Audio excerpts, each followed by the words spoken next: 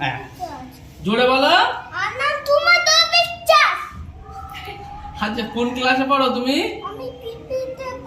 পিপিতে পড়ো, শিশু শ্রেণীতে। আচ্ছা তুমি জুতো নেবে? জুতো নেবে? জুতো কেন? মা বকবে জুতো নিলে?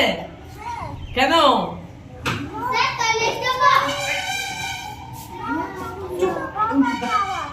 কতগুলো জুতো আছে বাড়িতে?